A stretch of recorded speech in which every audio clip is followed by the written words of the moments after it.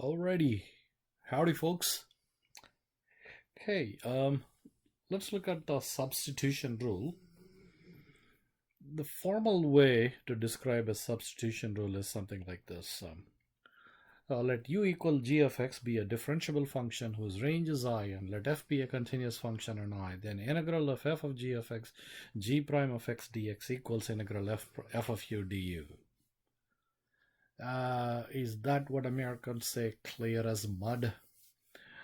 Yeah, you're like, first you look at it and you go, what? What you talking about, man? Right? Okay. It's as simple as this. You have to have u equals g of x to be a differentiable function, meaning you should be able to take the derivative of it. Why? Well, notice here in this integral, you have a g prime of x, right? If g is not differentiable, how in the world can you have g prime of x dx and then claim that somehow it's all equal to this other integral? You cannot. So the differentiability is because of the g prime here. And whose range is I, and let f be continuous on I. Why is that? Well, if you look at this right side integral, which looks a little simpler, integral f of u du, when we say that, back in Cal 1 we said f must be continuous, where in whatever interval you're integrating this, f must be continuous. Okay, that's all this is trying to say. If you have f of g of x on the left hand side, then whatever is the range of g, that on that range of g, f must be continuous. So basically f must be continuous on its domain, which is governed by the range of g. Okay, if you understood that, great. If you didn't, don't worry about it. Okay, practically what this means is what I want to focus on. And so the simple rule of thumb, which works for most of these problems, is this thing. Let u equal an expression inside the integral such that its differential du, ignoring the constant multiple, is also inside the integral. I need to explain that very clearly because that's the key. What do I mean by that? First things, I used a term called differential du. What in the world is differential du? If you remember, when you have u equals f of x, then du is called differential. And that du differential is f prime of x dx. Where do we get this from? Well, simply because f prime of x is nothing but du over dx, right? du over dx, but mostly you might catch me saying du dx. I do not mean du times dx in that. I actually mean du over dx, okay? So f prime of x, we know from Cal 1 that it is du over dx. From that, if you multiply both sides by dx, you get du equals f prime of x dx. So that's all there is to this differential du. If u equals f of x, du is f prime of x dx. Okay. Now, let u be equal to an expression inside the integral such that its differential du is also inside the integral. That is the key. And I'm going to show that with a whole bunch of examples. So this integral, how do we evaluate this? Notice, what all methods do we know? We know only one method, direct antiderivative. Can you look at this and say, the antiderivative? Nope, we cannot. Had this been, say, integral x squared dx, then we learned that power rule of integration, x cubed over 3 plus c is the integral, we would have said. But it's not simple like that. So what do? We'll use substitution method. Now comes the rule of thumb, very handy. You must pick u to be one of these expressions inside the integral. Well, what are inside the integral? There's an x inside the integral, right? X squared plus 3 is also there. There's just an x squared. There's a 3. A whole bunch of things. However, let me go back to the previous one. You must inside the integral such that you must pick u to be one of those expressions such that its differential du, ignoring the constant multiple, is also inside the integral. Okay, if I pick u to be x square, what's the differential? What's the derivative of x square? 2x. So what's the differential du? 2x dx. Just be sure to multiply the derivative by a dx and you got the differential. Okay, 2x dx. 2x dx. Is 2 a constant multiple? Meaning, is that a constant that's multiplying x dx? Yeah, ignore that too. Is there an x dx inside the integral? Yeah, there is an x here and there's a dx here. So u equals x squared is certainly a possibility for substitution. But wait a minute. What if we were to say u equals x squared plus 3? Then the derivative of x squared plus 3 is 2x again, because the derivative of 3 is 0. Oh, ignoring the constant multiple 2, we could actually say u equals x squared plus 3 is also a good substitution, is also a possible substitution, because its differential to x dx is also inside the integral. So that's how we decide. Okay, and well, you probably could question me, hey, what if u equals x, man? Yeah, u equals x means du equals dx, and there is a dx for sure. But when it comes to substitution, please remember this. U equals x is a lousy substitution. What? U equals x in case of substitution rule is a lousy substitution. Why? All that it would do is replace change this integral into u times u squared plus 3 raised to 100 du. Instead of x's, you will have u's. What difference would it make? It wouldn't help you at all to solve the integral.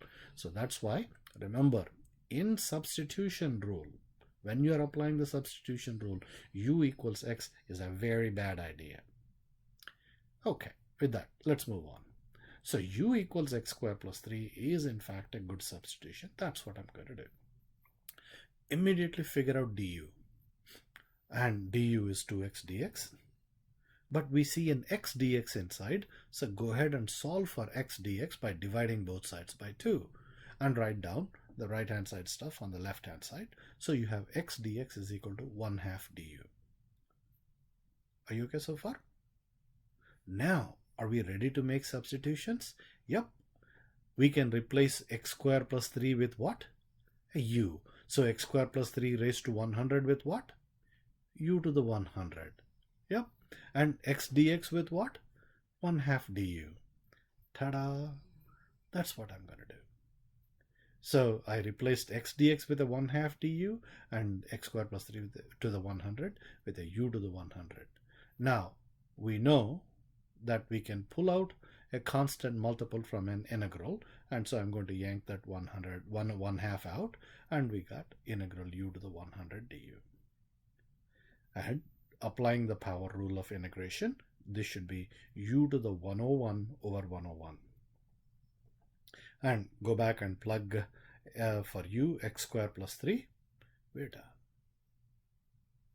You see how a complicated looking integral by using substitution became very easy to solve. Cool. If you need to rewind and pause and rewind and take a look at it again, please do that. But then I got plenty of examples that I have worked out. Okay, so let's go to the next one. So the question is, in this integral, what do we substitute? What should we set u equals? Well, the one that looks really complicated is that x cubed plus 3/2 x squared plus 2 thing, right? Just for the heck of it, shall we go ahead and make u to be that one? What are we looking for now? or we are looking for whether du will be contained inside this integral. So that means we need to find du. So that means we need to take the derivative of the right hand side and multiply that by dx. And when we do, x cubed, the derivative is 3x squared. 3 half x squared, the derivative is 3 half times 2x, right? The derivative of 2 is 0. Derivative of a constant is 0. And so we got this, right? Let's simplify this. You get 3x squared plus 3x, this 2 and that 2, right? Okay, can we factor this out? Yeah, we can factor out a 3x and we get 3x times x plus 1 dx. So du is this. Do we have, oh wait a minute, there's a constant multiple 3. Ignore that for a second. Do we have x times x plus 1 dx inside the integral? You bet. X times x plus 1 times dx. That's why this is in fact a good substitution, right? But the thing is, we have x times x plus 1 dx. However, we have 3x times x plus 1 dx. So let's divide both sides by 3. I didn't do that, huh? I'm sorry. I should have shown that. So anyway, I divided both sides by 3. And so x times x plus 1 dx is 1/3 du. And that's precisely why you see this 1/3 on the outside. X times x plus 1 dx is du, 1/3 du. And u to the 10. And the rest is piece of cake. 1/3 u to the 11 over 11. Replace u with a big thing, and you're done. 3 times 11 is 33. That's why I have a 33 here. Cool. All right. Next, sine of sine x times cosine x dx. We should pick u to be something inside the integral such that its differential is also inside the integral.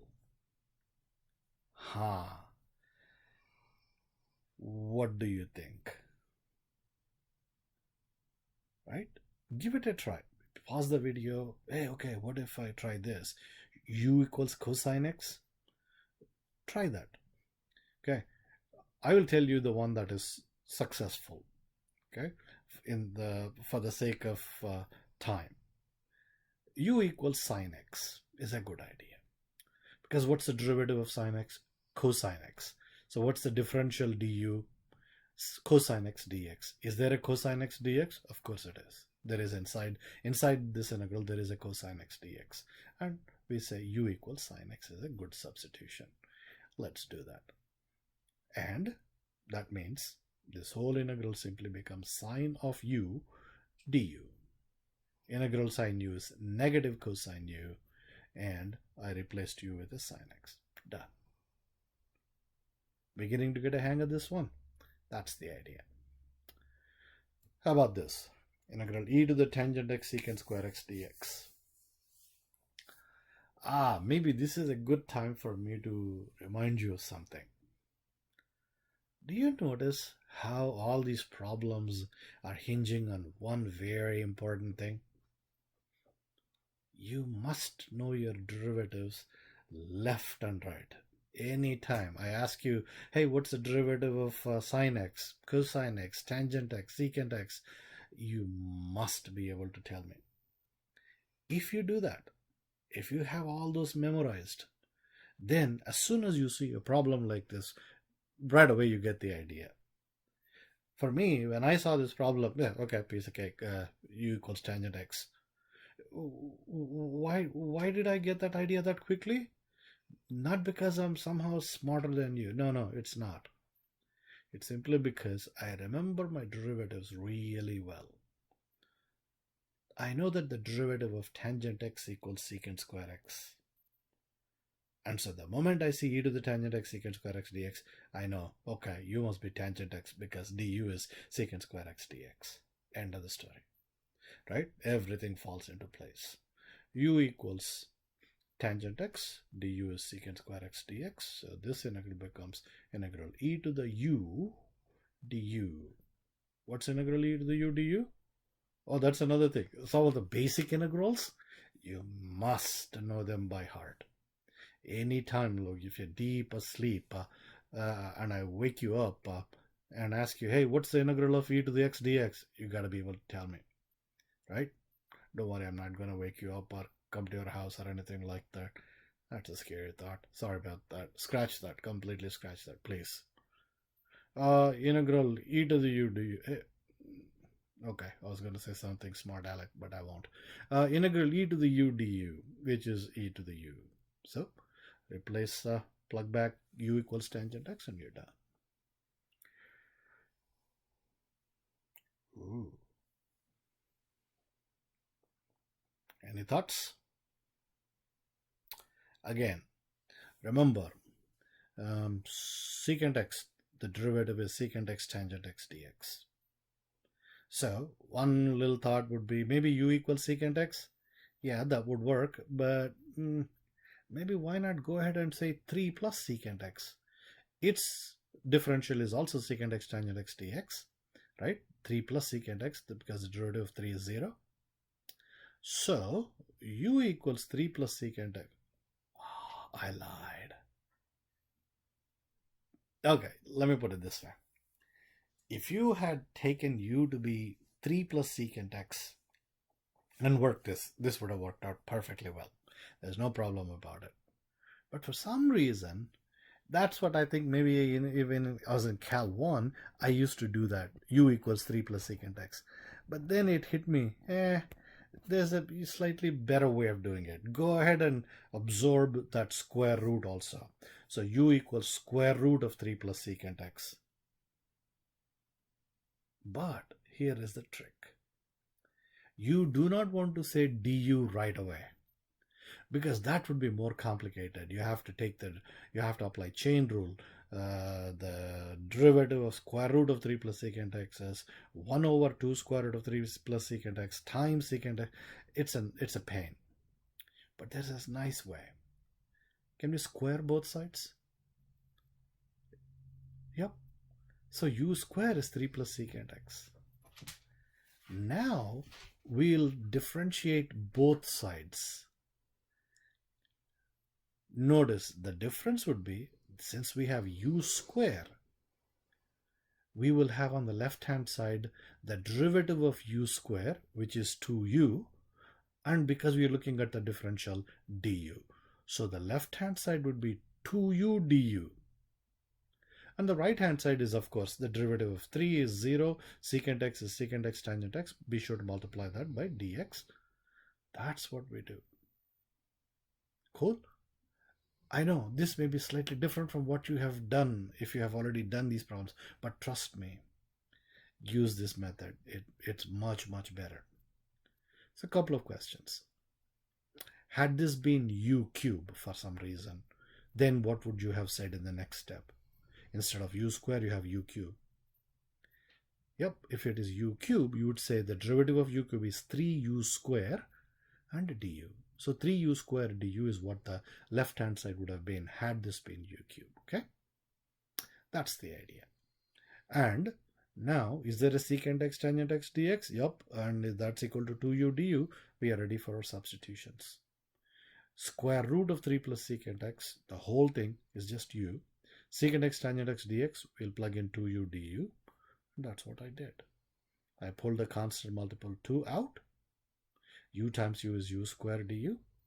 Integral of u square du is u cube over 3. And be sure to put that constant plus c. And plug back for u this quantity square root of 3 plus secant x. So u cube becomes square root of 3 plus secant x, the quantity cubed. And we have it 2/3. Cool? All right. Whoa. 4 over x times cube root of 2 natural log of x plus 3. Wow. Yeah, not a big deal. What's the derivative of natural log of x? 1 over x. That should be the hint. There is a 1 over x here. So we'll say 2 natural log of x plus 3. In fact, we'll take u to be cube root of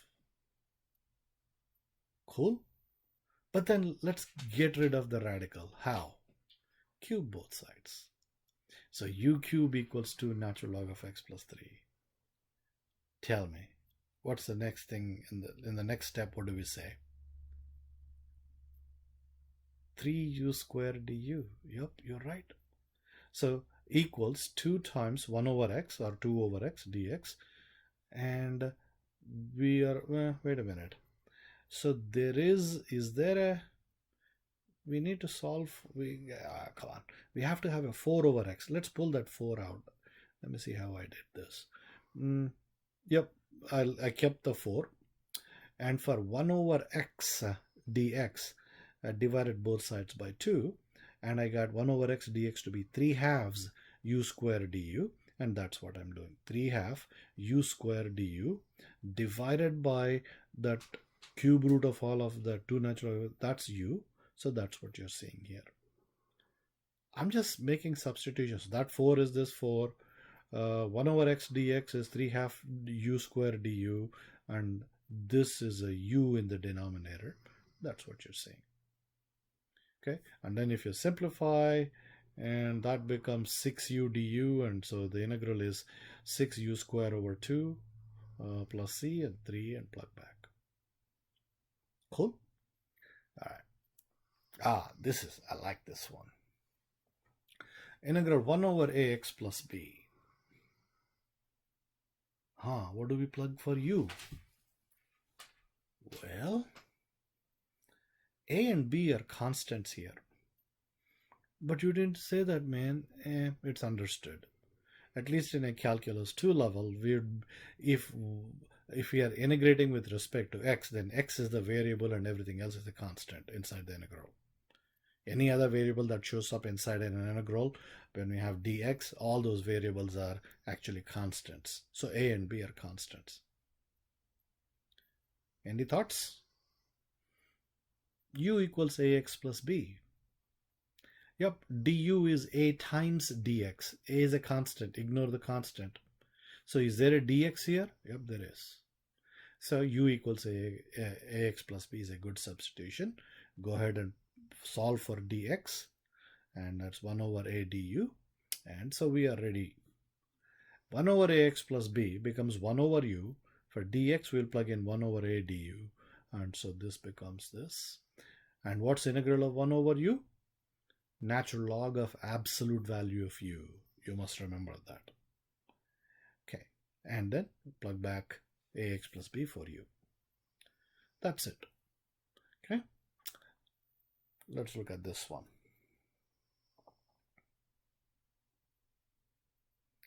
The whole thing is hinging on you knowing derivatives. Do you remember what the derivative of sine inverse x is? I'll tell you. 1 over square root of 1 minus x squared. So if you recognize that, then this is piece of cake. Everything is straightforward. U equals sine inverse x. So du is actually 1 over square root of 1 minus x squared dx. And we end up getting this to be equal to u cubed du. Right? And the integral is u to the 4 over 4. U is sine inverse x, so I just plug back in and we're done. Cool? Aha! So this is a good one. What in the world is integral of cotangent x dx? What is this doing in substitution rule? Oh, got it, man. U equals x. What was my warning? Never ever substitute u equals x in the substitution rule part. Right? It's a bad idea. So what do? We go to trigonometry. Cotangent x. What exactly is cotangent x? Or is there another way of writing cotangent x? Yep, cosine x over sine x. Right? Now can we think of some substitution? Notice, you must pick u to be one of these terms so that its differential is also inside. Should we pick u equals cosine x? Then what is du? Negative sine x dx. Is there a negative sine x dx, or you can ignore the negative if you want? Is there a sine x dx inside this integral? No. What? There is a sine x dx, man. Oh no, man. There is a 1 over sine x dx. You see the catch there? Be very careful there. There is no sine x dx. There's only 1 over sine x dx. So do not substitute u equals cosine x. Okay? What about u equals sine x? Derivative of sine x is cosine x. Du is cosine x dx. Is there a cosine x dx? You bet. So that's why u equals sine x is a good substitution. And so du is cosine x dx. And this just simply becomes du over u, or 1 over u du. And integral of 1 over u is natural log of absolute value of u. So this is natural log of absolute value of sine x plus c. Cool? Beautiful problem. Very, very interesting problem. And in fact, this is one of those integrals you should just go ahead and memorize. What's integral of cotangent x dx?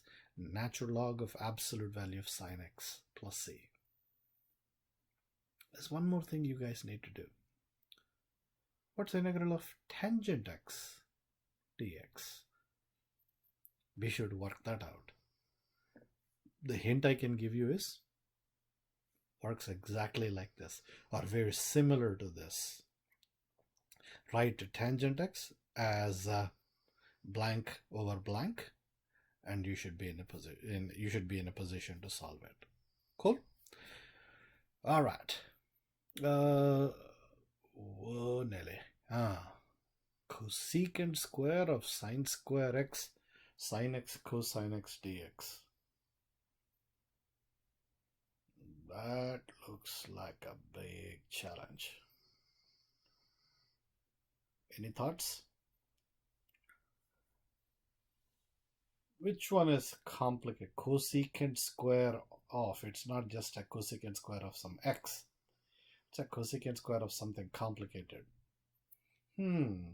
Is that complicated potentially u? U equals sine square x. What's du? What's the derivative of sine square x? You see, once again, being able to quickly tell what the derivatives are is vital.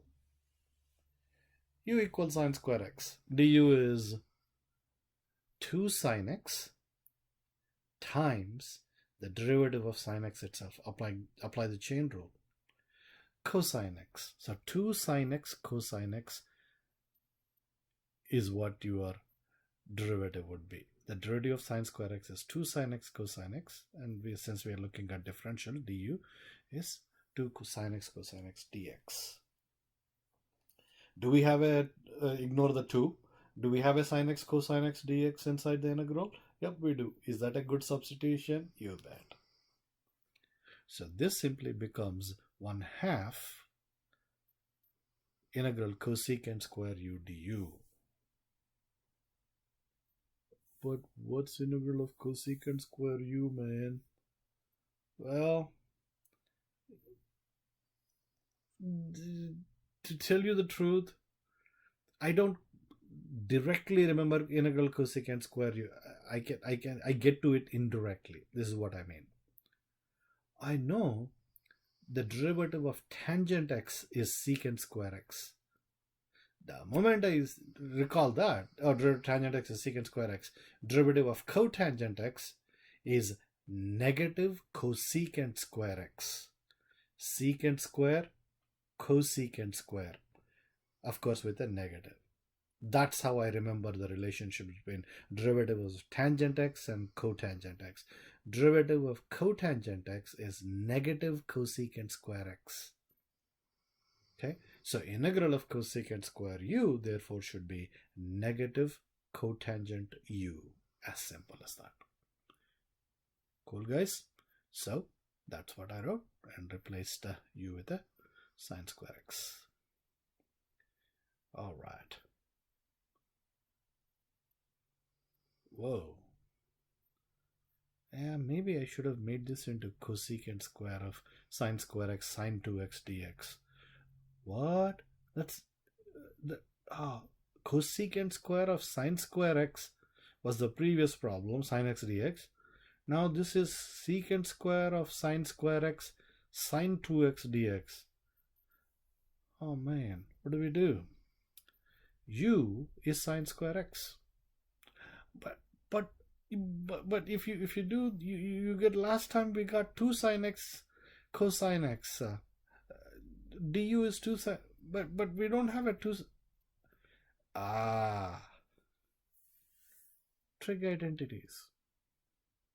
Do you remember in the trig identity, sine 2 theta is equal to what? Sine 2 theta is equal to 2 sine theta cosine theta. So sine 2x is actually 2 sine x cosine x. So we could actually rewrite this 2 sine x cosine x as sine 2x. Has this got anything to do with has this problem got anything to do with substitution rule itself? Yeah, it does, but for the most part you needed to know the derivatives and trig identities really well to be able to do this one. Okay, so brush up on all that background knowledge and this course will become a very interesting and not difficult one at all. It'll be okay, but you will be able to solve it and you will derive immense amount of pleasure from this course. Okay, so we are in business. This just becomes secant square u du. Integral of secant square u is tangent u, simply because derivative of tangent u is secant square u. Okay, plus c. Okay, cool. Whoa.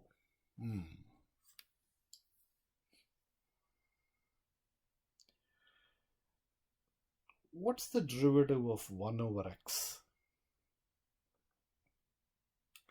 I know you want to reach for a pen and go, wait a minute, man, what, you want derivative of 1 over x, right? So 1 over x is actually x to the negative 1. ddx of x to the negative 1 is equal to negative 1 x to the negative 2, all that stuff.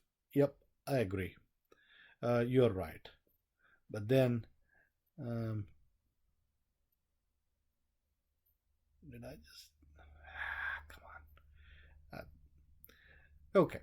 So anyway, the point I was trying to make was, it's a good idea to just memorize. The derivative of 1 over x is negative 1 over x squared. What's that? Derivative of 1 over x is negative 1 over x squared. Please memorize that and it will come in very, very handy. So, is there a 1 over x squared in this integral? Yup, that's the idea. So that's why we say u is 1 over x. And since there is a constant being added, let's go ahead and add that constant. 1 plus 1 over x we'll make that as our u. But there's a radical. Go ahead and include the radical also. And so make u to be square root of 1 plus 1 over x and square both sides, right, to get rid of the radical. And then you say 2u du is the derivative of 1 over x is negative 1 over x squared. The differential is times dx. And this problem just simply becomes negative 2u squared du. So the integral is this, and that's how you solve the problem. Cool. All right. I like this.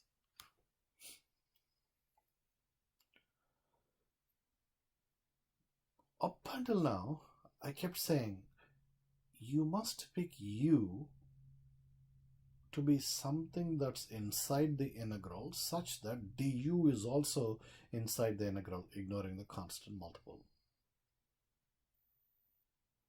What do we pick here? 1 plus x to the 4? Well, 4x cube dx. There is no 4x cubed dx inside this integral. So what do we do? So all what I said so far is useful, but sometimes you just have to be clever. And so this time we notice that x to the 4 is nothing but x square, the quantity square, right? X square is x to the 4. And if we pick u equals x square, then the differential would be 2x dx. Ignore the 2. X dx is is there an x dx? Yes, there is. So we will actually say u equals x square, and not even 1 plus x to the 4, right? You just simply say u equals x square and watch how the whole thing turns out. So du is 2x dx. X dx is equal to 1/2 du. So this integral simply reduces to 1/2 integral 1 over 1 plus u square du. Okay, but now what in the world is integral of 1 over 1 plus u square? That turns out to be tan inverse of u, or arctangent of u. So 1/2, that 1/2 is what you see here, tan inverse of u is x square. That's how you do this problem. Cool? That's a pretty interesting one.